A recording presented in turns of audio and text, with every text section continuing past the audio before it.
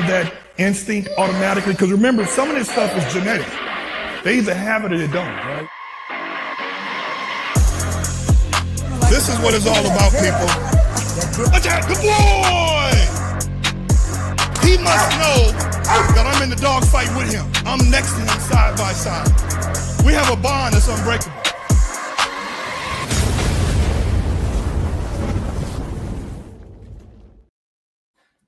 We here. Yes, sir. We just waiting to let people come in.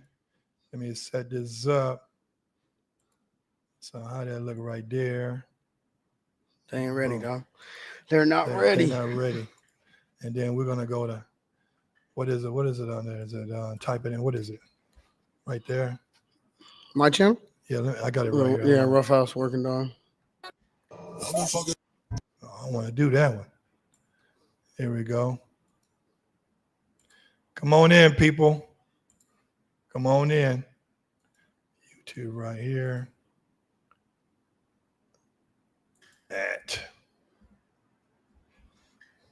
How'd that look right there? Yes, sir. All right, let me see who the fuck is already. We here, okay. All right, guys. Hey, what's up? All right. And the women salute. There you go. There you go. All right. So where's that video? The one that well, old boy got his ass ate up. Which one is it? Oh, keep going up. No, those are my old ones. Go up. Oh, up. Okay. And it might be on my right there. This one right here. Yep. Dumb ways to die. Let me pause it. Okay. All right, people, come on in. You want something to drink, man? You good? I'm good, dog. No, got water. No water? Got water. No alcohol. I told you I don't need alcohol to get jiggy, bro. Damn. Damn, Gina. Hey, people, and we can talk into that one too sometimes. Cool. Yeah. Hey, people, this has been a long time coming. So I was watching this guy. I was watching you on YouTube a few years ago, right? And let's go back. First of all, welcome to the show, Jimmy. Thank you, from sir. Ruff House. Thank you, sir. You know what I'm saying? Thank you. That's right. Long time coming. So let me go where it start from the beginning. So I was fucking with Zeke, a documentary, yep. right? And I think everybody started with Zeke, bro. And Zeke put his own, exactly, bro. Right. Yep. And I remember seeing you. I said, "Who's this clean-cut young guy looking for the tattoos, man?" Yeah, this was like this motherfucker. Like this Katie Corso's. This is really the massive. Like, who the fuck is this guy? The original. Listen, that was about 8 years. 8? Yeah, 9 years ago. Damn. Yeah. And then just so happened again, I DM you a few times because Instagram is real weak and bitchy when it comes to dogs. Yeah. Right. And I looked back at my message. I said, I hit this guy before. Right. And I said, you know what? Let me see what's up, man. And then I was on Facebook, and goddamn it, you popped up again. She's been running that fucking the series that you was interviewed with your powder blue shirt on, all clean cut. I don't remember what I was wearing. He's been running that shit for like a while. Yeah. I'm like, well, shit, I think it got 1 million views. Yeah. I think it hit 1 million. Motherfucker, you a sensation, goddamn it. But I capitalized on it. Yeah, you did. I talk about it with a lot of, because my haters, they say, oh, without that documentary, you wouldn't. Well, you goddamn right. You know what I mean? That documentary was my big break. But how many other people got opportunities to be on documentary TV but couldn't capitalize on it? I fell asleep on the interview. Did you really? On other folks' interviews, yeah. Oh yeah, like it's boring. Yeah. No, for sure. Well, not even that, bro. But even if they got the views on that video, they didn't do anything after that. No. You know what I mean?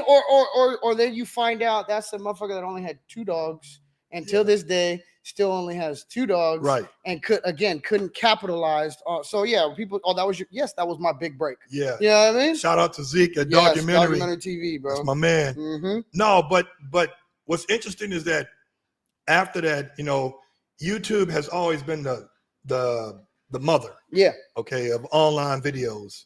You good? Yeah. Yeah, and just loop it around here, keep it up there. Yeah. And I was able to I met Zeke through the guy me and you was talking about. Okay. The decoy guy. Yeah. Right.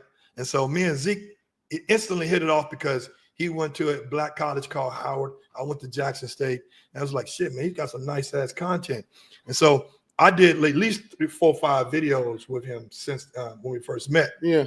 But when I started watching more YouTube, because first of all of us, my generation, your generation, we have a thing called ADD. We don't even know it, right? Because if I'm watching some shit on YouTube and that shit is weak in the first 5 minutes, I'm going to the next. I'm gonna scroll. Bro. Going to the next.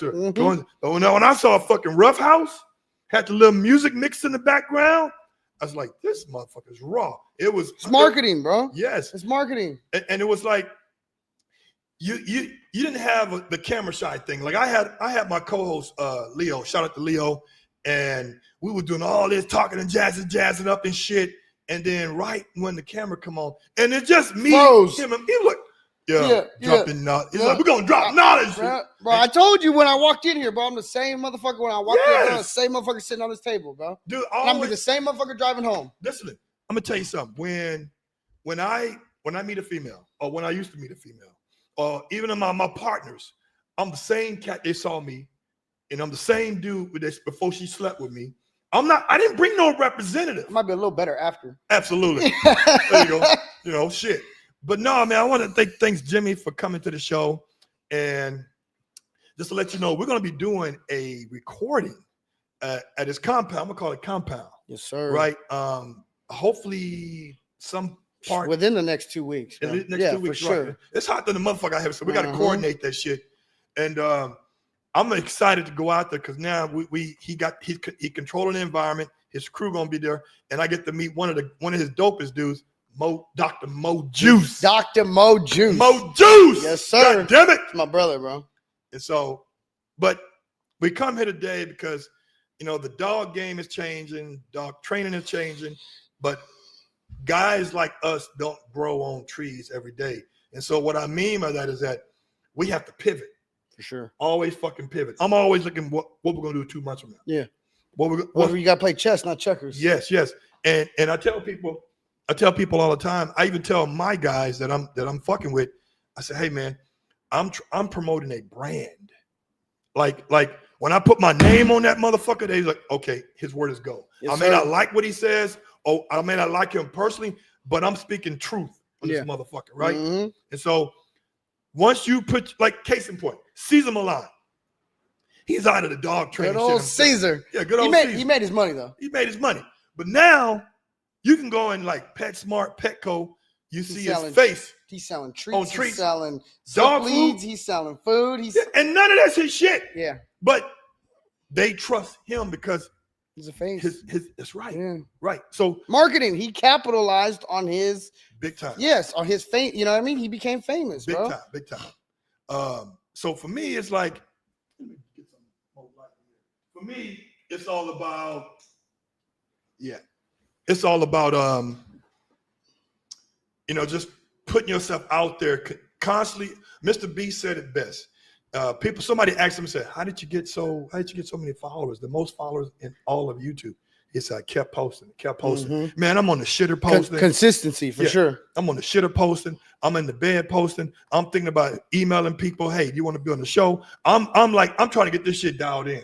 And I'm relentless with this shit. And then you got to watch too. Yes. You got to keep up. Like that's mine and my wife's, not argument, but at night I'm laying in bed and I'm just scrolling. She's like, why are you still on Instagram? I'm either watching my shit that I posted, I'm paying attention to my views, or I'm watching what is everybody else. Not on some haterade shit, correct, but what can I learn? What is going viral right now? What's the new it? You know what I mean? Yes. So you got to keep up with it, bro. You got to keep up with it. I always say it's okay to copycat as long as you're copying the right cat. For sure.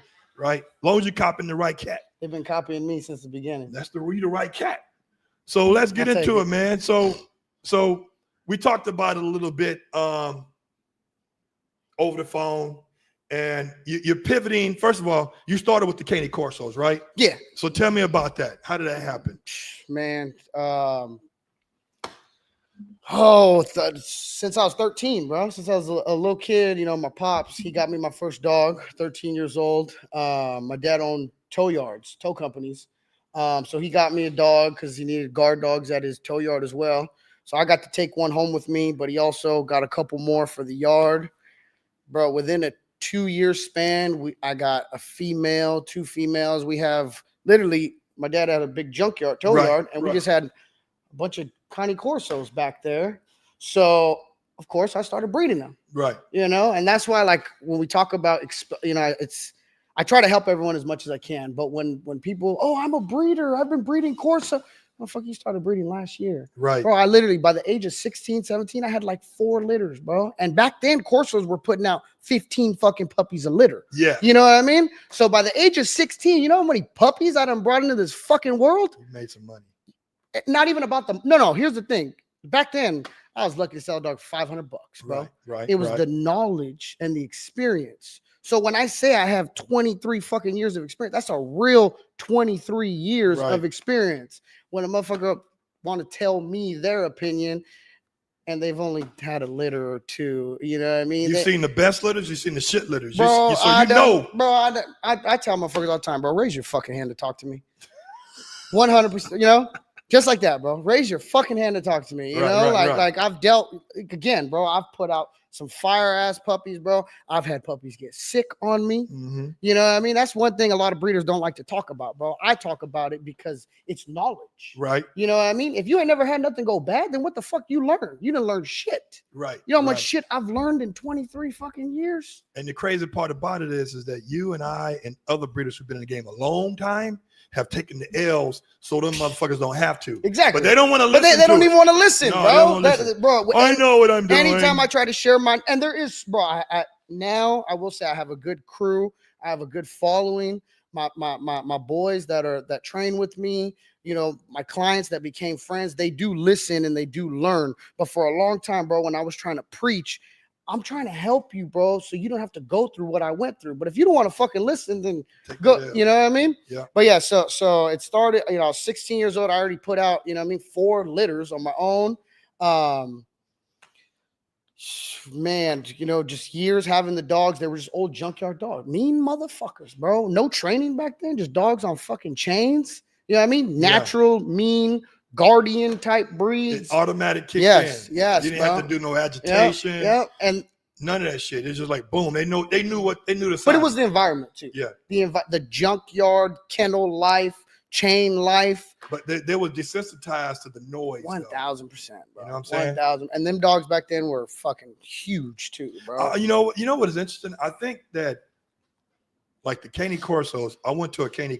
I'm sorry, Connie Corso. Connie Corso. I don't care, bro. I'm not that. I don't care how you say it, bro. You know, people still. Hey, you have Cane Corso? Yeah, I got Cane Corso. Whatever you want to call it. Right. Tomato, bro. Right. It's not that big a deal. So I went to a confirmation show last weekend in Denver. How was it? It was pretty fucking dope. Like, but did they all look similar or do they all look different? They all look similar. Okay, that's cool. That's good. I'm glad it's getting better because that was my biggest issue with, you know, my face says no show dogs allowed. Right, I'm seeing that. Look at that. The tats. Listen, you know he had these tats. Yeah, no, I put that shit on my face, bro, because that's how serious I took. But back then, when I was, you know, in the middle of all the controversy, the show dog, it was bullshit, bro. And you go to a dog show, a Corso show, and every single Corso has a different phenotype. Yeah, every single one.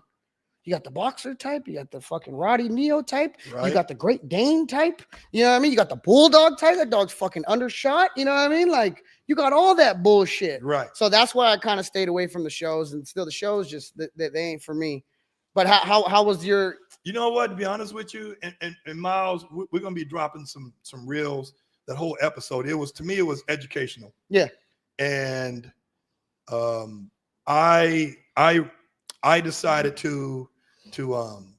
I want to show my dog. I mean, like, I want to like, do my dogs have the confirmation? Because I never really got into want to make sure he has a great top line, great bottom line, angulation. So I'm like, but it's to me, that was beautiful as shit. Yeah. Right. And these people are like fucking like, it was serious. This is like, I know. None of them like each other. I know. None of them like each other. Bro, and I'm cool. Like I said, I put that shit on my face. No show dogs. That's my yard. Yeah. You know what I mean? And I do know of big breeders, and I have a good relationship with them, but they understand that's their lane. This is my lane. Yeah. I don't go in your lane. Don't come in mine. And when I was coming up, you best believe a lot of them show breeders were the ones in my comments, were the ones hating and all that. But when they finally realized, like, this guy's not going to go away. But at the end of the day, we ain't got to worry about him coming into our confirmation shows. They're afraid. 1,000. Huh? They're afraid. 1,000. So I was at the confirmation. Show, and none of them liked each other, but they got along. It was professional because it was AKC sponsored. Yeah. You know, and their suit and ties. Yeah, and them motherfuckers all walking around in hush puppy shoes, but suited up and shit. And none of the dogs got buck. No, I can't do that. I can't do that. I'm gonna tell you how they was. You got that many male dogs within this close. I was fucking tripping. I'm like, yo, I get anxiety. Like, why aren't they doing anything? My boys were fired. 1,000, bro. I want to see a little bit of buck. You know what I mean? So it was this one guy that had one that was a little rowdy, but he was younger, so he had to keep walking them over there to cool off. So let me tell you how they do it. How they keep these motherfuckers cool. They don't feed them the night before. For sure, fast them. Right. And so I was always wondering, like shout out to my boy Oscar Moore, Oscar 100. So this is what he does. Oscar's a great trainer, bro. This is what he does. So Oscar, when he does alluring to a dog, he takes the treat, he does it right here, and then he gives it to him. Right. It was like he called the dog name, just say Maximus, and give it to him. And I was like, why the fuck is he doing it? Because I noticed when I eat something, but also when I eat something, my dog wants to eat what I eat. Oh, he could have fucking 8 pounds of fucking chicken. If I got it in my hand and I'm eating something, be like, right? I thought they were doing it. Yeah. So what's happening is these women don't have pockets in their skirts. Yeah. Right. And these guys' pants are so tight now, you can't put shit in there. Or you got to put 2 fingers in there to get some shit. They was wearing some tight ass shit. I'm like, dog. Where was this one at? In Ridley, Colorado. Okay. In Colorado. This past weekend. And so I was like, what are they? Because how they were keeping the dog's attention, they were doing this shit right here. And they have the dog, stacked up, and they're standing right here on the side, while the other dog's no more than a foot or 2 away. The dog thinks the treat's coming from the mouth. Right. Hold on. The treats are coming from the mouth. The focus. But that's how you get the focus. No, they having the shit in here. Oh. Yeah. Wow. They are putting. That's their third pocket. Yeah. They're putting. I said, that's human grade. That's like human grade treats. I'm like, I was wondering, why the woman keep like, when every dog passed by, like the 8th dog in the back got to come all the way around, do his that's little smart, gait. though. That's smart. She was like, that's another form of luring. You know what I mean? We use it in dog training. Just another form. I mean, I ain't putting that shit in my mouth, but okay. So they putting treats in their mouth and giving it to the dogs. I was like, oh. So I'm like, okay. You learn something new every day. I was like, okay, chewing tobacco, whatever. Right? But what it made me think is because, shout out to Max Tran. What it made me think my boy, bro. Max. That's my dog. That's big bro. And I don't call anybody big bro. Listen, but I called Max Tran. Right. And I told myself too, when we reached out a couple days, I said, if there's one motherfucker I'm gonna give a shout out to, it's Max. That's my dog. Because for so many years, people thought me and him were competition. Right. People thought me and him didn't like each other. Now I'm not gonna say we're on the same level. I mean, Max has been doing it a long time. Right. And he big butt for there was a time, bro, where I was popping and it's almost like people put us against each other. Right. Never that, bro. Max is big, bro. We'll talk about, we'll talk about him later. That's my boy, though, for real. Yeah. Max chimes in sometimes. So Max has this black dog named Nuclear. Corso? Yeah. Okay. All black, no mark, no white spot. And the shit is so dope, man. It's like when they are like, because it was hot as fuck there. So they have these coats, it's called the cooling coats, and they put them in fucking igloos with ice and water, and it's like a big ass shanty, right? On the dog. Yeah. Okay. To keep them cool while you're on the side. So when they do their show and they're done and they still outside in the heat, it's like when you're at a NASCAR, changing tires.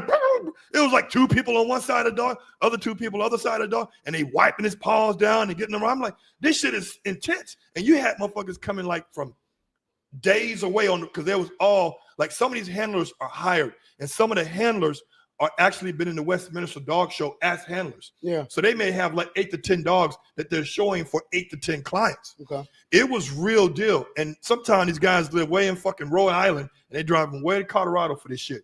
So what it did for me is like it made me say, you know what, maybe I should tap into that because it's okay. I love my dogs got to work. If they don't work, they don't eat and they ain't at my house. 100%. Right. But I won't feed it. What's the perfect thing where I can not only tap into stay in my world, but show my dog every night and say, motherfucker, I can do this too. My dog got this kind of leverage too. Mm-hmm. Right. And it's not even my world, but like I tried fucking that shit called Fast Cat. I tried that bullshit. Cool. It was cool. I mean, you need two motherfuckers on you. You can't cut it by yourself because the dog, his first time around, he doesn't know to chase that rag down the track. Yeah. Right. Because if I'm holding him, usually he want to see what I'm throwing down there or what I'm down there. So I have to have my guy William to hold my boy Cisco while I go to the other end at the end of the fast track and I start getting his attention. Now he is but it was cool, but it was like just something to fuck with, some footage, some content. That's cool. What I'm saying? Yeah. But no, man, but as we was talking, we was like, you see how the Cane Corso world has changed. And I want to tap into this. Then we're going to talk about the band dog. Yeah. So tell me, because I didn't know what this is. So for people who don't know, educate us. What is, when you say phenotype, what does that mean? What the dog looks like. Right. So what's acceptable? What type of phenotype is acceptable? Pick your poison. Right. Is what I tell everybody. Right. Pick your poison. There's a AKC standard. There's always been, and the standard's been changed over time. Right. If you want to go off of the standard, okay. But then there's also like old black and white pictures of what these dogs used to look like way back in the day. And then some breeders that, if you look at the AKC standard and then you look at the old black and white pictures, totally different.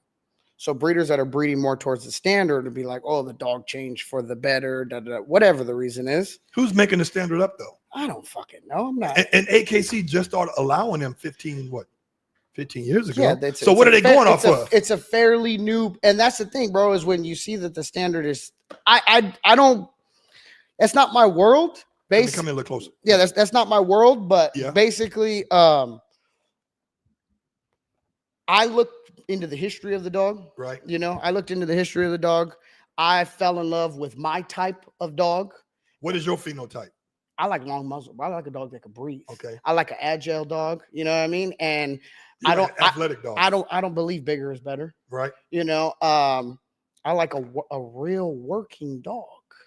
And when you go back into history and what most working dog breeds were bred for, the owners of those dogs were poor, so they couldn't afford to feed dogs to make them get so freaking big, and especially if the dog don't do jack shit for them. Nothing against people who have pets today. If you have that's totally fine. But again, me as a breeder, I went back to what I felt was the most original form. And for a long time, people say, "Oh, that dog's not around." No, bullshit. Yeah. Bullshit. When you get into like the Mike Satilli story and how they brought dogs back and forth, but then there's like a bunch of controversy about, if you go to Italy, and that's one thing I will say, in my opinion, the Cane Corso, right? The best version of it is here in America. I can't say that for any other breed. Maybe the American Pit Bull Terrier. Maybe because we have the resources, the money. Now, I think what happened was back when us Americans, because this is what Americans do, we like to import shit. Right. We like to spend our money and say we got foreign shit. Right? We all want the Louis bag and we all got the foreign car. So I want to get the foreign dog and I want to be able to have the title to say I imported this dog. Right. I think what happened is the Cane Corso, there wasn't a lot of them in Italy back when the importing started. I think this is like the late 80s, early 90s. I think we got all the good ones, but the Italians light bulb went off and said, these fucking Americans keep coming back and spending money. So if you look at the dogs that were imported from the early years, and then you look at the phenotype to the dogs that were imported 5 years later, and then you look at the phenotype kept changing. Why did it keep changing? Because the Italians got smart and they realized these dumb Americans are going to keep buying the dogs because they just want foreign shit. Yeah. So really, they want that name. In my opinion, I think they sold us the lie, and that's why. Or sold us their shit. 100. Yeah. No, I honestly believe They sold the last of their shit, and they know that they fucked up because it happened drastically. You know what I mean? It happened literally, like, you look at the 5-year gap or however many year gap, you see the dogs changed. And us Americans, we don't just buy 1 or 2 dogs. No, we started buying them by the volume. And by volume, they started changing. Well, why is that? I think they ran out of dogs. So they had no choice but to, well, you know what? I have the last of my blood, and I'm talking old Italian farmer in, late 80s, late 90s. This is the last. What else can I throw in there to mass produce to continue to sell to the reproduce to the American? Is that why you think the different colors start coming? Like different color, different types, bro. Like, so people ask me, and again, it just comes down to opinion. Right. You know what I mean? And then some breeders will go, well, the standards, I don't give a fuck what the standard says. Because you can look at the standard and look at an old black and white picture, and it's 2 different dogs. 2 totally, they look like different breeds. But then I own Cane Corsos. You could have somebody walk through here right now. They own a Corso. We could meet someone at Tractor Supply. They own a Corso. Put all 3 Corsos next to each other. They all look like different breeds. Yeah. And they literally all have different breed influences. So it's easy to hang papers on a Cane Corso. Man, and here's the thing. When I say that and so many people get offended, I don't even think it's about hanging papers. The papers were hung already. Now, as far as the adding in breeds, I don't think anybody's doing that today. Right. What happened was it was done so many generations ago that because me and you went to Italy last year and imported this Corso, when we come to America, we think we got top shit because we went and paid for an import. Yeah. But when somebody like Ruff comes along and looks at your dog and says, yeah, it looks like a bulldog. Oh, Jimmy, I paid $7,000. You got fucked. Yeah. You know? And here's the thing, bro. Like me, I believe in line breeding. But I haven't used an outside stud. I haven't purchased a dog in over 10 years now. You know? I breed my shit. So you keep in your lineage what you like. 100%. So you have to line breed to do that. 100%. So when I see all these other dogs, you know what I mean? So people say like the old school dog is gone. So what? I'm the only one that's fucking got it? Right. I mean, hey, if it sells, I'll take that.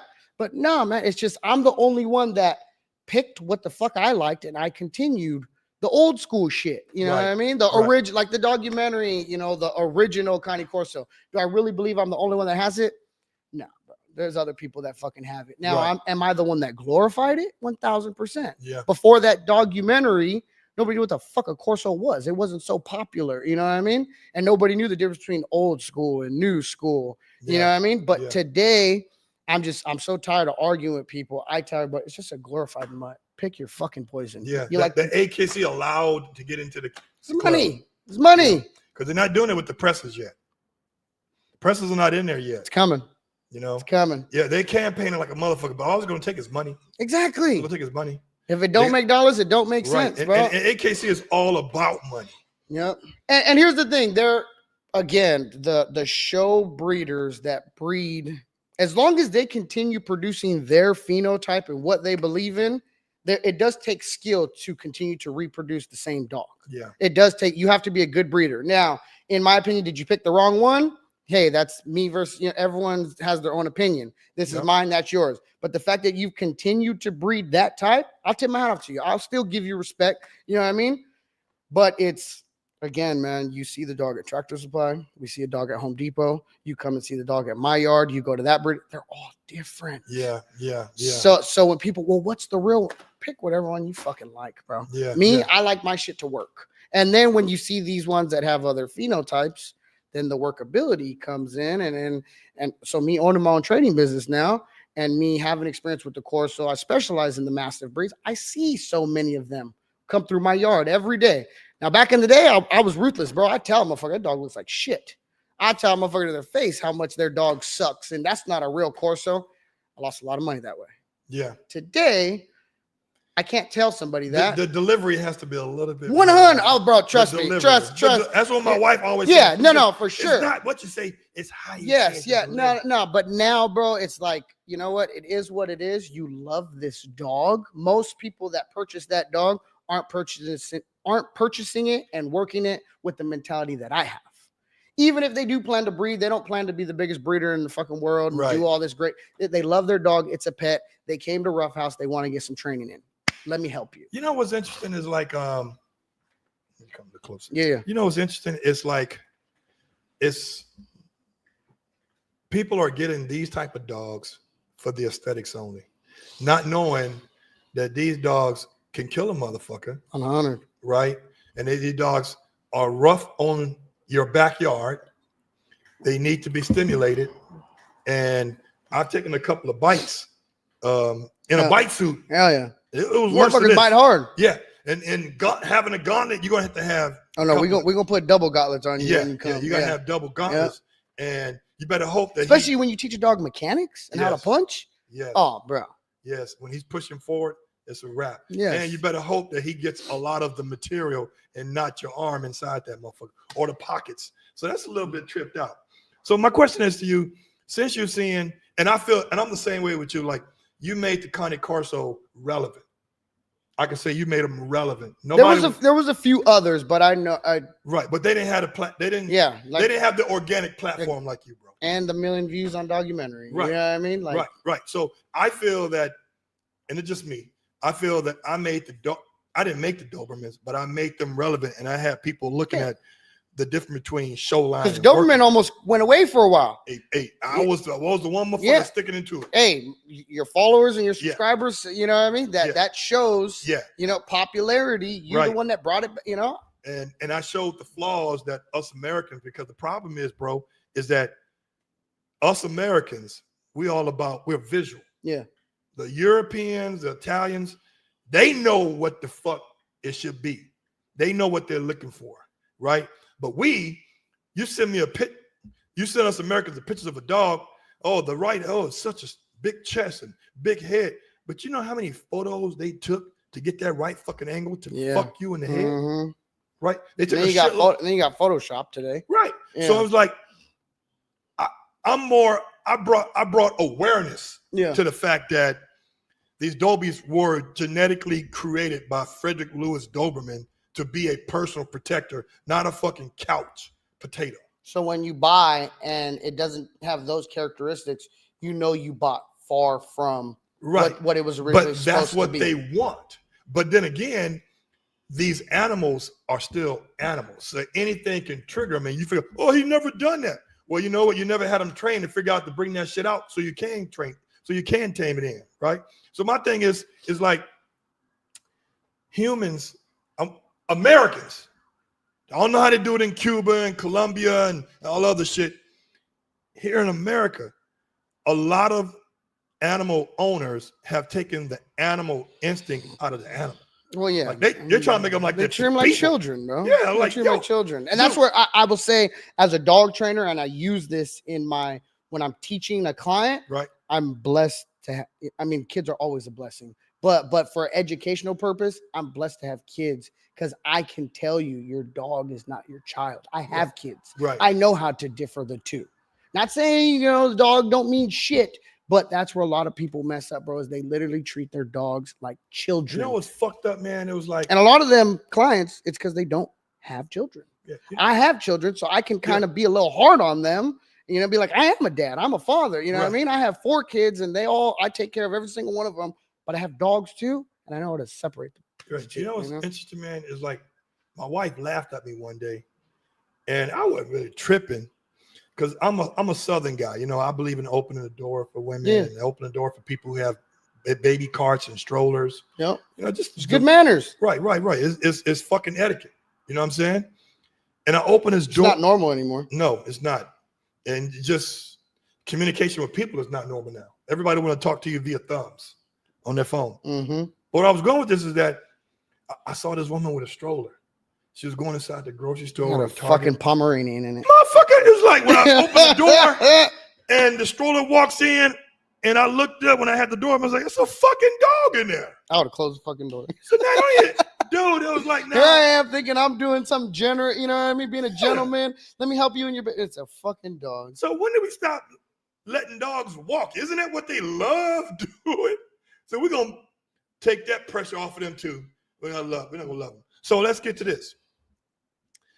Since we know the Cane Corso world has changed drastically, my question is to you is like, what have you infused in your program to change that and get away from the Cane Corso that is really now hard to find good working Cane Corso? So what have you done? No, so it goes back to, the question you asked, how I got started, and I started with junkyard dogs, and, it turned out the pedigrees of those dogs went back to the Mike Satilli dogs, which were the originals. And then it wasn't until I came on like the social media scene, when I started doing the Facebook and Instagram and all that, then I started seeing a few other Corso breeders, not many, but a few. And I just thought to myself, because I'm a chess player, you know what I mean? I just thought, how can I just be one step ahead of everybody? Or how can I differentiate myself from everybody? Well, I believe the reason I got the documentary was because I had the old school blood, and I was also working the old school blood. And then at the time, I forget what year it was, but it was about 8 years ago, I think. At the time when I was posting on Facebook and YouTube and all that, I seen it was the show. You know what I mean? Everyone was showing their Corsos. There was like almost nobody working Corsos. And if they were working them, they weren't working them at a high level. And if they were, and I didn't know who you are, I'm sorry, that's your fault, not mine. You know what I mean? Because just nobody, I didn't see any real working videos. So that's what made me, and again, I had junkyard dogs, bro. When I linked with, a trainer to show me like you could actually do some bite work with these dogs, that's where, I took to social media, and I really just became I was always a dog man. 100. I was, you know what I mean? I was a kid having big ass dogs. I was always a dog man, but that's when I just, started becoming a working dog man. And, to watch your dog bite someone, like that's a feeling, and then I had kids early, so having children and having a wife, and then it's like, wait a minute, I can make these dogs bite to protect my family. Oh my God. There's no better feeling in the fucking world than that, bro. Dude, I totally 100% agree. There's no better feeling in the world than to leave, because I used to drive truck, bro. I used to, be a tow truck driver. On the road. Yes, bro. You know how good it feels to know that I have a fucking monster in that house. My wife is 4'9", bro, little thing. You know what I mean? I'm a dad, bro. I have kids. To know that there's a monster in that fucking house that has training, and if somebody comes through that fucking door, it's over, bro. It's over. Yeah. So that was my lane, bro. Did it start for marketing purposes? Of course. I wanted to, differ myself from everybody, but I just fell in love with working dogs, bro. And then I had genetics to actually do it. And then, man, as years went on, I started working with different trainers, different decoys, and, I brought, I had different mentors that really taught me like the psychological part of it. Pete Medea, bro. Schützen. Pete Medea out there in the Riverside. Yes, bro. Yeah. I learned so much from him. Not even putting on the sleeve and watching him physically work, bro. I learned from him just from conversations like this, bro. Yeah. Teaching me about drive channeling, teaching me, that your dog chasing the rag, that's prey drive. He's got a nice feel like that too. Yes, bro. Everybody uses it. You know what I mean? And I feel he doesn't get enough credit, bro. But I learned, because I did Schützen for a while with him. I learned the sport of Schützen through Pete Medea, bro. But I just learned, and I took that knowledge. Now, here's the thing. At the end of the day, Schützen was just a little too boring for me. I couldn't do the tracking. I hung in there as long as I could. Shout out to Pete, man. And he knows, he tried he wanted me to, it just wasn't for me.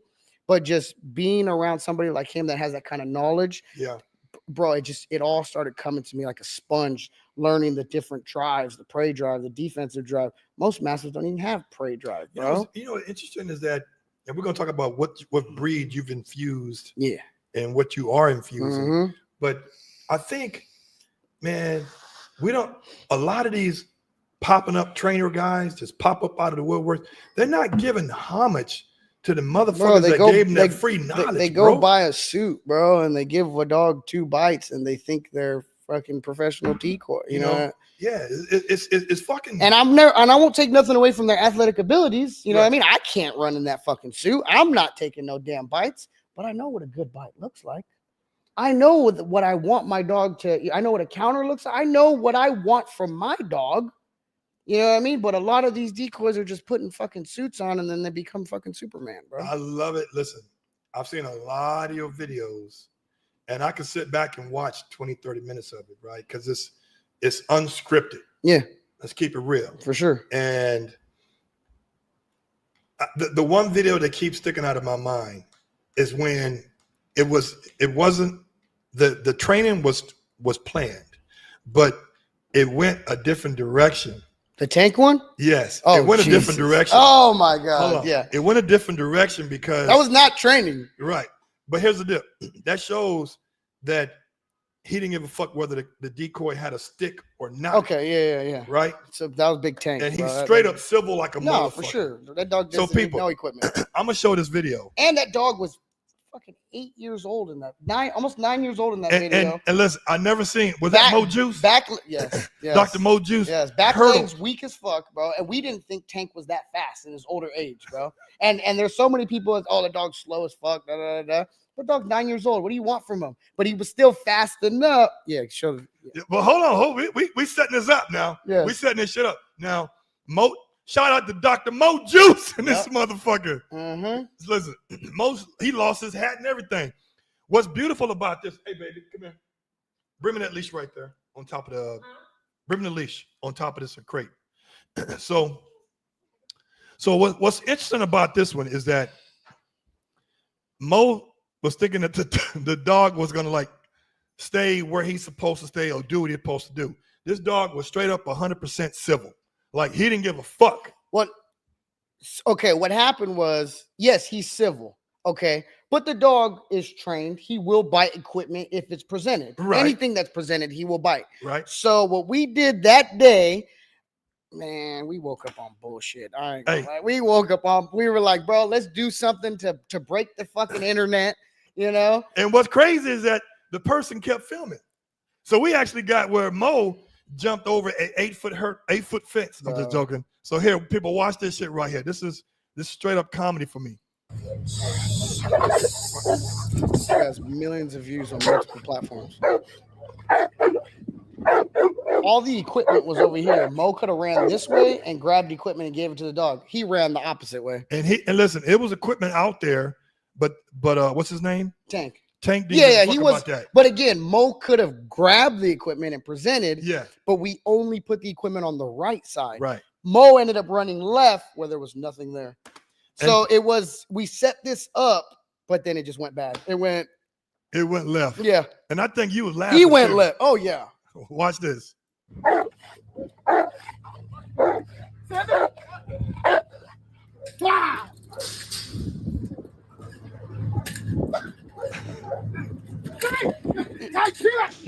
And then the dog ain't got no recall. I don't know why I'm saying his name. Look at that. Hey, I told you I was running somewhere. I jumped over that. That motherfucker's on my ass, bro. Let's see, Mo's not that talkative, but he was talking to that motherfucker. Why did you go get? So that shit right there, man, is really the dog did what he was supposed to do. Yeah. And you can't. There's no correction. As a matter of fact, he got some extra treats that fucking day. He would have had some more juice. Man, bro, that particular dog right there made me. That's the dog on your fucking shirt. You know what I mean? And I love this. Listen, that dog. I'm rocking this Yes, sir. I told his ass well before he got here. Hey, bring me my t-shirt. Mm-hmm. Bring me my t-shirt. Bro, that dog. I wouldn't be where I'm at today if it wasn't for that fucking dog right there, bro. And listen, there's always a particular dog that changes your life. And I say this all the time. I mean, I got kids, you got kids, I got a wife, and I got ex-girlfriends, what have you. And I got a mom, well, she's passed away. But dogs do one of many things that humans can't possibly do. Yeah. And that's dogs stay consistent. And I say they stay consistent with their emotions. Case in point, you can be gone on your truck route for 3 months. Mm-hmm. Come back, the dog tail still doing this. You can be gone down to Ralph's store for 10 minutes. When you come back, the dog tail is doing this right here. You can be gone fucking 40 minutes taking a long shit and piss. And you come back to the bathroom door and you go outside, the dog's still doing this right here. When that dog's not doing this, them. You know something's physically wrong. Mm-hmm. Now name me one human that is consistent with their emotions. It's on a day-to-day with a human, bro. Exactly. Yeah. So that's why I think when they say dog's really a man best friend, it really is, because I didn't really know why people were like, this is before I came a dog owner. Yeah. Of course. Like, why is these people fucking crying when their dogs die? I'm like, what the fuck is this about? It's like, get another one. Bro. It ain't the same. Oh man. That's the only dog I cried for. Right. I just lost him last year, bro. Listen, that was the only fucking dog I cried, bro. Dude, that shit. I almost quit, bro. Yeah, dude, I felt the same way about Alonzo. Alonzo was there when I was going through bankruptcy, foreclosure, and depression all at once. One dog. Because, I live in a condo. Yeah. And when you got a condo, you got to take your dog outside. Yeah.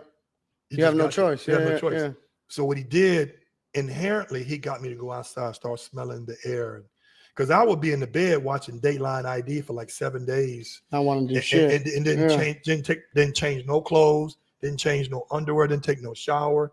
It was just dark room watching Mahi Maher or Lester Holt on fucking Dateline ID. And I watched so much Forensic Files. I know every fucking series, and the Peter Thomas, the narrator, you know what I'm saying? Because I was just that fucked up where I didn't want to go nowhere. I got him. My life changed. This is Adobe? Yeah. And so that's the only one dog that if I ever got a tattoo on my body, that's his face on it. Yeah. Because put it right here on your head. There you go. Look at show that tattoo. Woo! Right there. He got his dog face tattoo. They everywhere. That's love. And so for me, it was like that. I cried like a motherfucker, but I had him 10 years. That's a long time for Adobe. Not 9 for Tank, bro. And it was like he put out some. And here's the other thing. Not only was he a great dog at home, he was a hell of a dog on the field. I put a BH, IPO. I did the IPO 1A and a BH on him. I didn't do the tracking with him. That's why I was IPO 1A. That's what lost me, right? and Adrian Santano. Shout out to Adrian Santano over there at all breed ringers. You know who the Adrian is, and he got a brevet on him. Adrian, yeah, I know who that is. Yes, and to me, man, it's like that dog kept the lights on, bro. Like when I was going through bankruptcy, I was studying that motherfucker out for $700, $500. I'm like, for me, $500 is grocery money for a month, right? So shout out, people, to my boy Alonzo and your boy Tank. Yeah, them dogs changed our life. And you know what's crazy? Tell me this.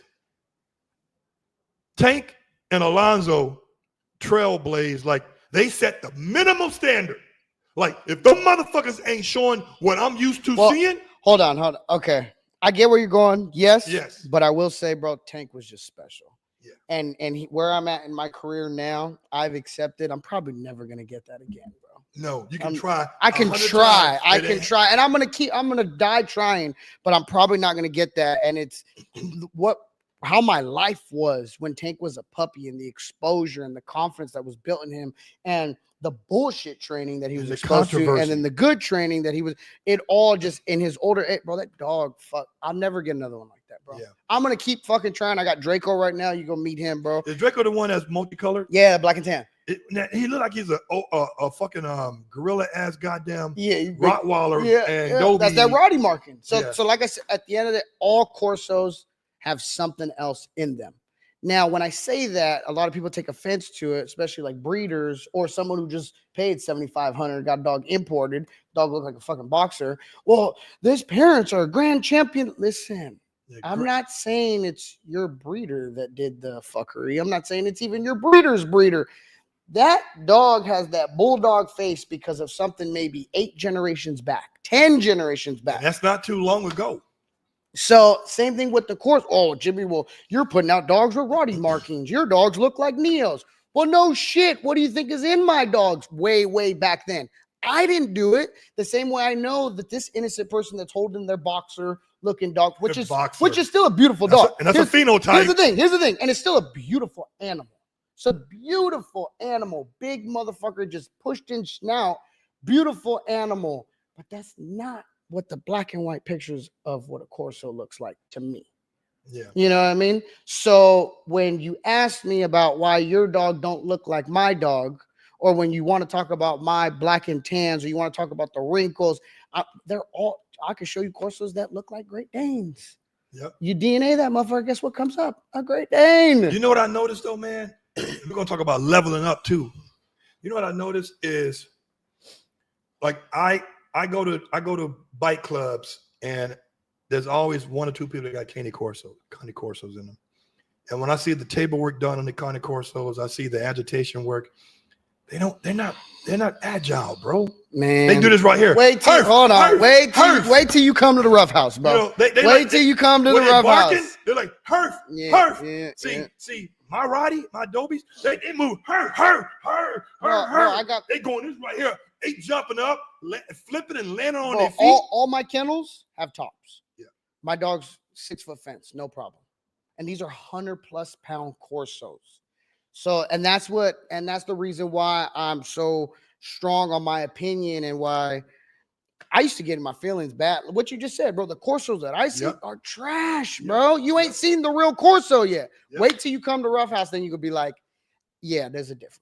A big fucking difference. I can't wait bro. to do this goddamn show. A big difference, bro. And we're gonna have a whole crew there. Who's gonna be there? Dr. Mo Juice for sure. Mo, Joey, let's shout him out. Travis. Right these are all my decoys, bro. Chris SF probably be there. Man, all my sons, my whole family's involved, bro. This is literally all family affair. 100%, bro. And then you guys sit out there and eat barbecue at the end of the day. Yeah, all Ruff House mama, she's gonna cook, bro. Yeah. That her famous Mexican food, bro. That's what my wife's known for. I'm down. Yeah. So what do you? I get where you're going with this. You want to put the funk. You want the dog to be a utility dog. You want him to be able to do everything. I get that.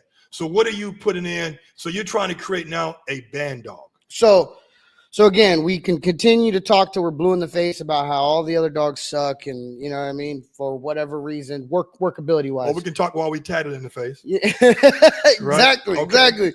Yep. And then it's like, okay, my dogs, I've proved again and again. I got 6 generations of working dogs, but I'm never satisfied.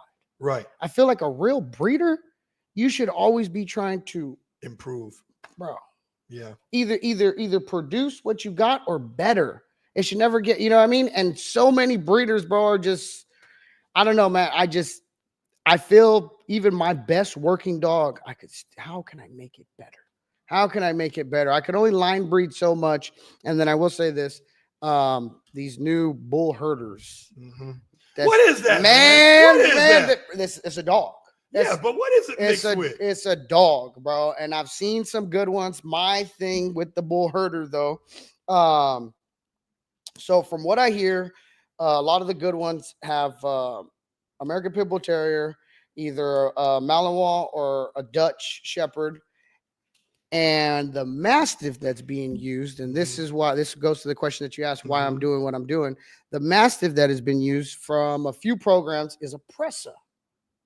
They've used some Pressas. Oh, wow. Now, when and my guys, all my decoys, they know more into the bull herder scene, and they're showing me, bro, look at this one, look at this. And I'm like, okay, who's the mom? They show me the mom's the herder. Who's the dad? Right. They show me the dad. It's a half Mastiff. I said, okay, where's the Mastiff? Well, hold on. You said a Mastiff is in there. Let me see it. What does it do? From what line? Okay. Oh no, they said it was a badass Pressa. They said it was a badass Pressa, but they can't show it. Oh, well, it came from no. And again, these are the dog, right? The finished product is a nice dog. My thing is, show me the Mastiff in those bull herders. Yeah. My opinion, what I think these programs, they didn't give a fuck about the workability from the Mastiff. They solely use the Mastiff for what? For size. Right. You know what I mean? So it's like, if you guys use just any regular mediocre maybe it got put on a chain and it goes rah, rah, rah. You know, maybe that's why they use that Mastiff. But if you were able to produce this finished product and you use just any regular Mastiff, well, what's going to happen when I use my fucking working Corsos, you know what I mean, that have been proven generation after generation after generation. I'm trying to make the better or the best version of the bull herders that everybody's fucking using right now. So what are you infusing in your line? So right now I've already done we've done the Dutch Shepherd, and that's my boy Travis 1K. We used his male Django, and we bred Django to my baddest bitch Shady, which Shady's on my fucking head. That bitch just produced nothing but great. Shady's a blue female. Corso. Yeah. Okay. Full Corso. So we got a Dutch with a Corso. Dutch Shepherd, to Corso. And I have the puppies are like 6 months right now. We sent a couple of them out of state. They went to That's a hell of a combo. Bro. What colors are you getting right now? They came out blacks and brindles, but I don't care. No. I don't care. I don't care what color they are. I like that. I'm doing it just for workability, but they can't. And here's the thing, bro. With my Corsos, and we could, go. I'll show you some old videos. Okay. My Corso puppies, bro. My puppies, pure Corsos, prey drive off the fucking chain, bro. And they say that the old school Corso was a hunting dog. It was a catch dog. Cane Corso, the Italian catch dog. How many Corsos you seen today that are not roughhouse dog? The dog ain't catching nothing. They ain't catching nothing. They ain't got the genetics to catch shit today. They ain't catching nothing. So when you see my puppies, not one, not two, not four, but a whole fucking litter chasing a rag and hanging off of it, those are little catch dogs. You know what I mean? And I've been doing it generation after generation after generation. You know what I mean? And it took me a lot of fucking years to get to where I'm at today to be able to say that I'm producing those type of dogs. I saw you had one like a puppy or a pit puppy or something that you say you're going to infuse. It was so again, my puppy's already hot for Corsos. Yeah. How can I make it even hotter? Yeah. Well, that's why I added in the herder, the Dutch Shepherd. Added in the herder. That's going to make it even more fucking drivey. And then Corsos, as hot as my puppies are, as much prey drive as they are, Mastiffs mature slow. What type of clients are going to buy those? Oh my God, they're not going to be for your normal fucking people. So you got people actually waiting to get one? Bro, the bull herder has a market right now. Yeah. Working dogs is becoming a bigger thing now. You know what I thought a bull herder was? There's this dog out there. It's called not a puma, but it's called it looks like a Doberman, but it has a fighting pit's head.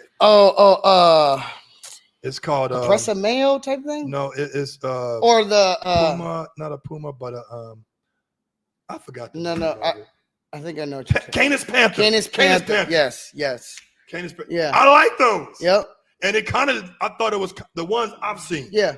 Looked like, but they looked like there was part bully and part Malinois. Yeah, I'm not too familiar with them, but yeah, I mean, now the bull herder, literally the people, the known breeders that are creating these bull herders, it is done for a purpose, and they are using good dogs. My thing is just I want to know who the Mastiffs are that you guys are using, and I think I can compete.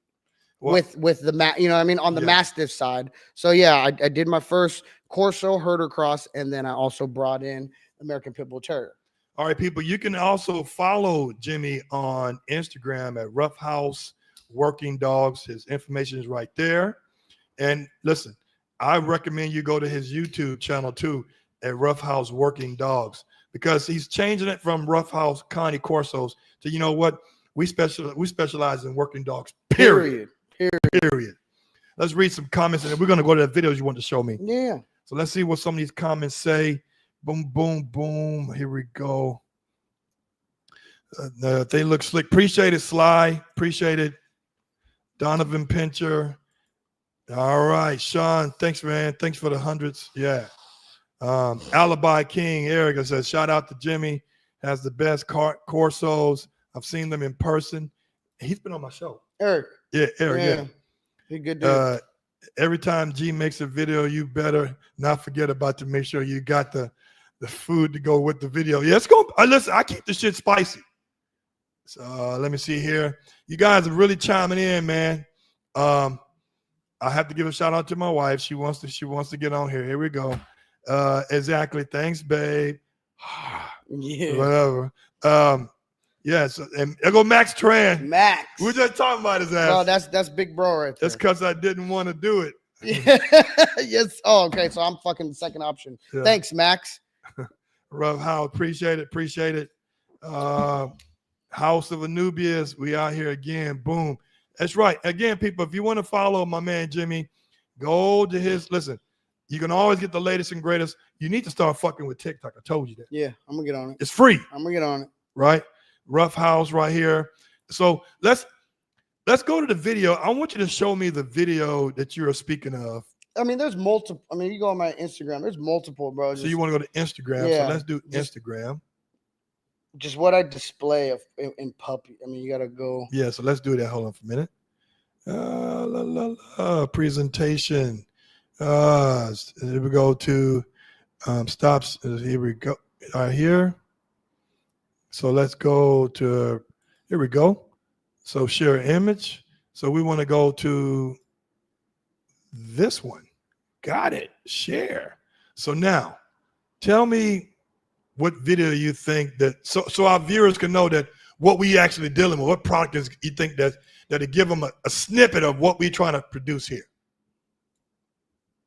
I mean, I just started. I just did the first cross, so I don't really have an example yet. How about some good work videos? I mean, yeah. Right? I mean, which one? I mean, you go, keeps going down. So that's Draco right there. That's my boy. Yeah. Let's play him. That's him working with Mo.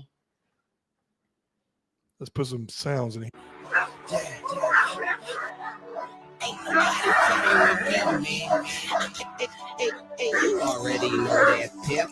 Is that Mo Juice? Mo.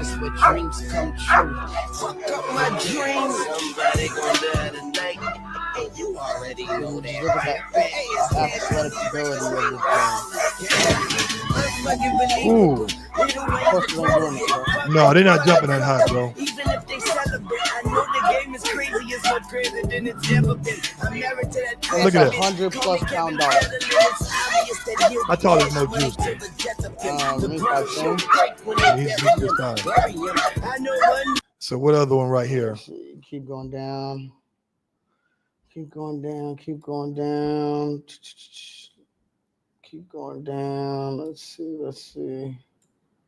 I mean, bro, a lot of these are client dogs. Yeah. I want yo dogs because client dogs are always a work in progress. Yeah, keep going down. Let's see. Oh, man, there's so much fucking content here. Keep going. That was a good one right there. Right here? Yeah, go ahead. This one right here? Yeah. What are we doing here? I think I'm doing off leash with control. Draco. I just sent him in there. Okay. On the decoy, and then I think I recall him. So Draco's had litters. He actually just had his first litter. Wow. Yeah. So where you get this fucking bus at, man? Man, that's just another toy on the fucking yard, bro, to send dogs in. And that's a good tool as well for clearing buildings. For sure. Right? Yeah. Because dogs got to have courage to go into a dark room. I have a bus. I have a container. Well, I'm on 3 acres, bro. I'm on 3 acres, and that's 3 football fields. Yeah. So the first field that I bought was more like a foundation field, bro. Is not bought. The first field that I built. He outed and came back. Yeah, out and recall, off leash. Damn. Not bad, right? And then in a down position. Yeah. Damn. Yeah. Let me see. Let me see what some more comments or questions we have. Okay, hold on for a minute. What did Doug say? Kennel Club's origin country usually creates a standard of AKC. I agree because there's no blueprint. So they have to go off of somebody else's information to make it happen. There we go. And Gerald Ruff House Dog Man's a salute.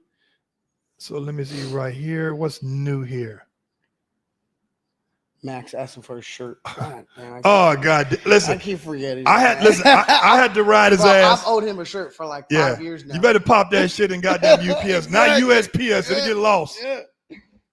So here we go, right here. We all want shirts. Hey, dog, listen. Look at this shit right here, man. That was made today. Listen, this is the dope shirt. You know, it ain't got a lot going on. It's straight up. You can see this shit. That's your logo. You need to trademark that shit. I know. And my man right here said, that's my biggest battle, bro. Is like you said, TikTok. Yeah. I need to trademark. Like, there's so much stuff that I need to do. It's the time. Not just, bro. Time. I'm such a dog. I'm such a real dog man, bro. Like Yeah. I don't get, and you know, I was telling you, I used to do YouTube. I stopped doing YouTube. People thought I stopped doing dog. No, fuck, bro. When this camera stops rolling, I still do dog. Yeah. All day, every day. Speaking of training, and I'm having John Leverett from Cali K9 come on next week, people. I'll put that flyer pretty soon, but it's to the point. Like I know dog trainers that have leveled up. Yeah. You know, because they like Oscar leveled up. Yeah, he elevated. Yeah. He elevated. Yeah. Figuratively and literally. Yeah. Oscar Moore, shout out to Oscar Moore, Elevated K9 and Oscar Dogs. Then you got other guys that's elevated. You have leveled up. For sure. Okay. Andrew Pena at High Caliber has leveled the fuck up. Right. And John Leverett at Cali K9 leveled the fuck up. Mm-hmm. And they started doing this when it was just a labor of love. It was just a passion. Oh. So you never consider it work if you're doing something you love. It just so happened you're getting paid for it. Yeah. So my question is like, and I know other trainers out there that has been doing the same shit, same crew, and they still barely making the same money. You know, inflation has changed 2 or 3 times in 1 year. And my question is, what do you think is needed in order for a trainer to level up or elevate in this dog world, since so many motherfuckers are popping up calling themselves trainers? These old motherfuckers got to listen, bro. Yeah. They got to listen. Yeah. If you're the smartest one in your group, you got to change groups. Bro, you know what I mean? You got to change groups. Yeah. It's like you're I feel bad. I'll pray for them, bro. I feel bad for these trainers that I've been doing this 30, 40, still doing the same fucking thing, bro. You ain't getting no money. And it's not just all about the money. When you're putting out a good product, bro, you know what I mean? That too. When you're a good service. Yeah, it's customer service, and you got to be a good trainer and give good results. Yes. You know, but we know you're a good trainer, but nobody knows who the fuck you are. That's you know what? I say the same fucking thing. It's like you could be the best trainer in the world, but if nobody knows who you are, you ain't shit. You get no money. Yeah. I said it the same thing. I said, I know that there's better dogs than mine out there. Bro, and I've tried to put a lot of here in the SoCal. Yeah. That's what I'm known for, bro, is the decoys and the trainers that I've worked with. I put them on, bro. Yeah. And I tell them from when I make the deal in the beginning, I have a platform. I get views. I make money. Yeah. Fuck with me, and I'm gonna do the same thing for you. Yeah. And for whatever reason they chose not to, I got a list of the ones that chose not to. And they still do the same. And every day when I go in the morning, I'm drinking my coffee and I sit on my field and I go, wow, look at my field. And then I got another field across. I have 2 fields. And you know what's crazy? You know, and then it could have been part of that. And then I think about those trainers that didn't want to work with me, and it's like, what do they got? They're still doing. Shit. I'm sorry. They got 3-4 dogs in a crate. I tried to help in their kitchen. I tried to help. We talked about it. Mm-hmm. It's like, you know, I've tried to help a few trainers out there. Like, you know what? Let's go to dinner. Let's talk about how can we do some things different. Let's put some more dogs in the mix. Because everybody got Malleys and Dutches and Dutches and Malleys and Malleys and Dutches. It's like, motherfucker, those. Okay, a Malley can go up a goddamn 12-foot wall. That's cool. Yeah. But we know they can do that. There's nothing interesting about that. Yeah. It's kind of getting boring now. It's getting boring. Like, okay, show me something new. Yep. Right? So my thing is like, well, they're just stuck in their old ways.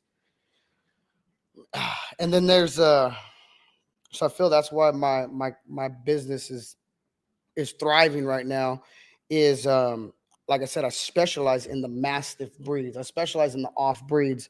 I've trained and I have so many clients that came from other trainers, and those other trainers told them either their dog don't got it or the trainers just kind of give up on them and the dog. And why? Because it's not a herder. It's not a Malinois. It's not a Dutch Shepherd. The dog, and here's the thing. Let's be honest. Them Malinois, them Dutch Shepherds, badass dogs, but they come out the womb fucking biting. They just do it. They just do it. So it's like the answers to the test is like there's no challenge. There's no troubleshooting. No. So you get a mask, and here's the thing. I'll call a spade a spade. You know what I mean? I got no problem saying a dog is not cut out for this work. Now, where I've also been really good at is we could have 5 different dogs right here. As long as I'm honest with every single one of my clients and say, hey, dog number 2, I believe if I have a 1 through 10 level, dog number 2 can be a level 10 dog. Dog number 1, I'm sorry, ma'am. I know you love Fido, but I don't think Fido will ever get past a deterrent dog. Fido can only be a level 3 dog. If you're okay with a level 3 dog and just bark at that, and this is what you want for Fido, then we can get jiggy. You know what I mean? Dog number 4, I believe, could be a level 7 dog. You know, as long as you keep it real with these clients, don't make false promises, bro. And that's where I feel like a lot of these trainers lose out on money, or just, I honestly think it's the skill set, bro. They don't have a big enough bag. They don't know how to troubleshoot that young Mastiff, you know, that maybe isn't so confident.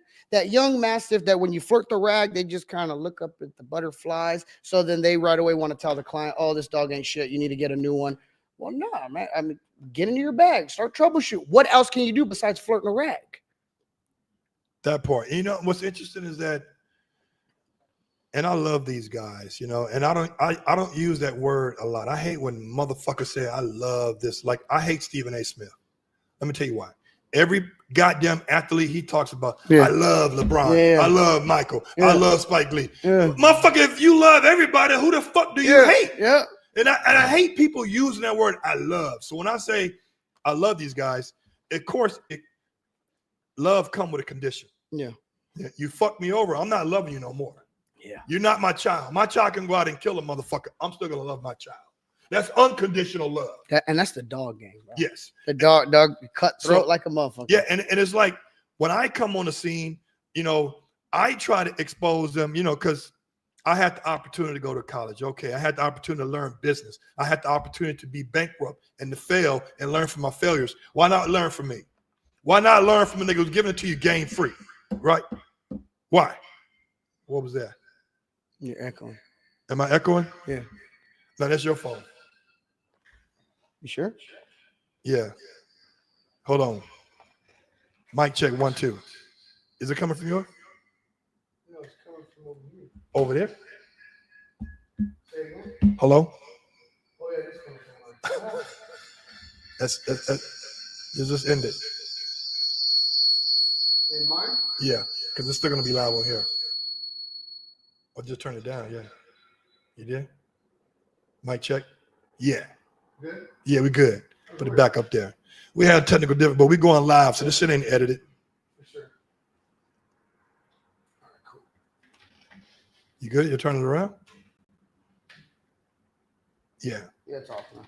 So because this is gonna be recorded anyway. For sure. So my thing is like, if I can give you nuggets for free, give you the tools that I've learned to acclimate into your thing. Why won't you? And you know what it is, man? It's ego, pride. Dude, that's what it is. Yeah. And it's like, well, what do you know? You're a dog trainer. Well, I don't have to be a dog trainer to know business. To know business. Like, yo, motherfucker. Like you made money, and I'm a self-made cat too. I'm like, yo, I can tell you what I did that's fucked up. Mm-hmm. You know, I can tell you that being comfortable will get you broke. I can tell you being uncomfortable will keep you paid because you stay hungry. Yep. You don't want to hear that shit? Okay, no problem. I'll watch you on the other side, right? I mean, and it's, I won't say it's in my community, in my people, but it's like it's all this crab in the barrel syndrome. It's like, well, they want to be one up. That's where the term comes from. Like one the fuck up. It's an ego thing, bro. Right. So it's like the game. Everybody, there's enough. It's like a pie. When you get a pizza, a pizza is given to you in slices. It's cut up. Yeah. So you can get a piece. I can get a piece. Mo Juice can get a piece. My boy Syke can get a piece. Everybody can get pieces. Yeah. That means everybody can eat. I've never seen a pizza brought to me from Domino's or whatever the fuck uncut. Right? Yeah. And so nobody wants to share nowadays. That's what I'm saying. It's to me, it's like you fucking yourself, because we don't know everything, but we do know that we're uncomfortable. I wake up every day uncomfortable because I thrive in that element. So let's take some more comments and some more questions, and then we're going to end this series. We're going to do it again. me see right here. Much love the Ruff House crew. Jimmy has Big Max. Yes. Let me see right here. The real dog man is James. He has 5 years. That's my son. Oh, so James and Jimmy. So Jimmy is really James. No, I'm really Jimmy. Okay. Yeah, okay. Yeah. But I named him James. Yeah. All right. And we got some other shit right here. What's up, bro? Light him up. I met him. Big Johnny. Yeah, that's my boy, bro. Yeah, I met Johnny at Fast Cat. Yeah. Did he tell you he did that shit with me? I think so. Yeah. I seen the video. Yeah, Jimmy was there. Yeah. Because I put him on. I put him on video. Let me see right here. What is this one right here? Come on, goddammit. Sensitive ass mouth. Being in that situation, dude said he was a trainer, but only knew how to train herders. Yeah. Said my building was no good. Absolutely. Bulldog was no not good. in that case. Yeah. So wow. See, and any mastiff type breeds, bro, just bring them to Ruff House, man. We'll get them going. Come out there, bro. Mm-hmm. And listen, you're gonna leave with some knowledge. Your dog gonna leave with knowing what you gotta work on. Every dog leaves doing better. Yep. And I can't even take the credit, bro. It's because of the crew that I have. Yeah, it's a team effort. 1000%, bro. Again, people, if you want to follow my man, go to Instagram at Ruff House Working Dogs, right? And he's got puppies on the ground. I don't know if they're spoken for, but they're gonna be spoken for. But money talks, bullshit walks, right? And my favorite channel, one of my favorite channels, because I click like and subscribe, is Ruff House Working Dogs. You got to go there because when he does drop content, hopefully you drop more often because I kind of got saddened when I was time, bro. It's time. Like I said, you reaching out to me, bro. This really motivated me to get back, and everyone been telling me, bro, you need to start doing videos again. Yeah, it ain't the same without you. But again, like I said, bro, I'm just such a dog man, bro. When you don't see my face, I'm still fucking with dogs all day, every day, bro. You know, so but it's time to definitely start putting out more content, and I know we're gonna keep working together. Absolutely. So, dog. Well, so listen, we're gonna set it up, people. We're gonna do our next. We're gonna do a recording episode within the next 2 or 3 weeks. We're gonna do it at your. I'm gonna call it plantation. We'll do it at your plantation. The 3 acres. So we got enough acres for these dogs to run, right? And we're gonna do it all out, fucking full 1080p. Get the greatest content. It's gonna be raw, gonna be edited because we got to chop it up in a 30-minute segment. But it's gonna be dope as shit. Jimmy, I want to say, man, it was a pleasure. You coming here, I appreciate and you I look forward to taking some bites from your boy. Oh yeah, I got my brand new suit. You gonna see some dogs, bro. I'm gonna need a fucking gauntlet though. Yeah, I got a few. Right, I got a few. People, again, I want to say thanks for showing up, and again, follow Jimmy on all his platforms. I put it up there. This video will be up and recorded and ready to viewing tonight. I'm going to have about 20, 30 motherfucking reels to make sure you know we're still up there. As I always say, people in the intern, be responsible, but be resilient.